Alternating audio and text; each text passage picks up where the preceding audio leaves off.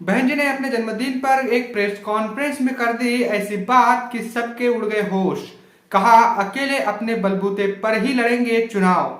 जी हाँ साथियों, मैं सागर ननीर और आप देख रहे हैं प्रबुद्ध भारत टीवी। अगर आपने हमारे चैनल को अब तक सब्सक्राइब नहीं किया है तो कृपया हमारे चैनल को सब्सक्राइब करें और बेल आइकन को दबाकर ऑल पर क्लिक करें।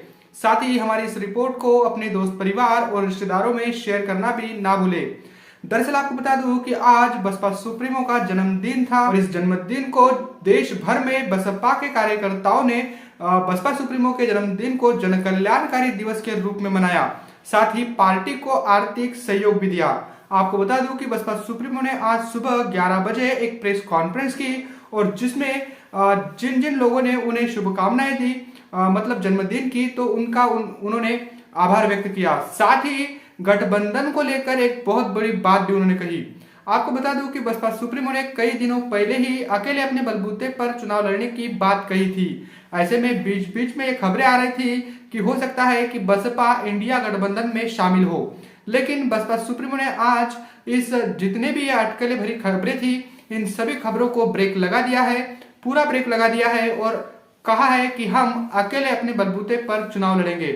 आपको बता दूं कि बसपा सुप्रीमो के जन्मदिन के अवसर पर पूरे देश में बहन जी को शुभकामनाएं दी गई है।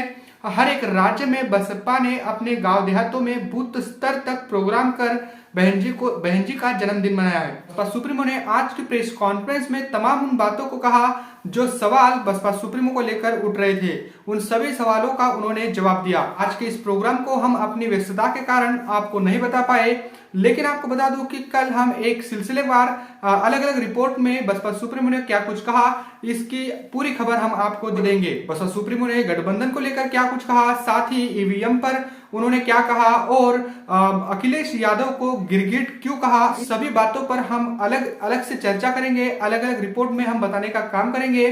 फिलहाल ये सबसे बड़ी खबर यही है कि बसपा अकेले अपने बलबूते पर ही चुनाव लड़ रही है, क्योंकि अटकलें लगाई जा रही थी, क्योंकि कांग्रेस के जो लोग हैं, कांग्रेस के जो वरिष्ठ पदाधिकारी हैं, इनकी ओर से भी बसपा सुप्रीमो को साथ में लेने की बातचीत चल रही थी। ऐसी खबरें मीडिया में चलाई जा रही थी। साथ ही आपको बता दूं कि एक ऐप को लेकर भी एक खबर सुर्खियों में थी। हमने भी इस खबर को चलाया, लेकिन हमने इसकी कोई भी मतलब आधिकारिक तौर पर यह खबर सच है, इसकी कोई भी पुष्टि हम प्रबुद्ध भारत टीवी ने नहीं की है।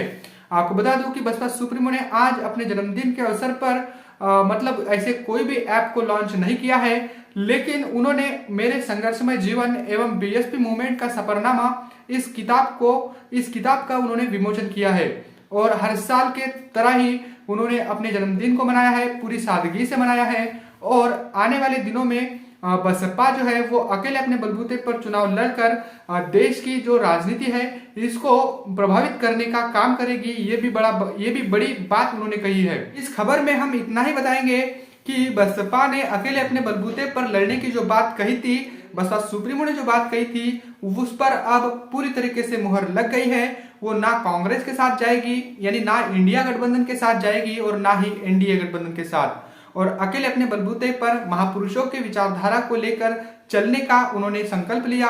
और साथ ही बसपा कार्यकर्ताओं को उन्होंने कहा कि अगर आप सही मायने में मुझे कोई तोहफा देना चाहते हो तो लोकसभा चुनावों को पूरे अच्छे तरीके से लड़कर आप मुझे मतलब ये तोहफा दे सकते हो। तो ये बड़ी बातें उन्होंने कही। हम कल एक अलग अलग रिपोर्ट में आपको बसपा सुप्रीमो के इस प्रेस कॉन्फ्रेंस में जो महत्वपूर्ण बातें उन्होंने कही है, इसकी अलग अलग मुद्दों पर हम एक रिपोर्ट आपके सामने रखेंगे। बने रहे प्रबुद्ध भारत टीवी के साथ। मिलते हैं अगली रिपोर्ट में, तब तक के लिए जय भीम, जय भारत।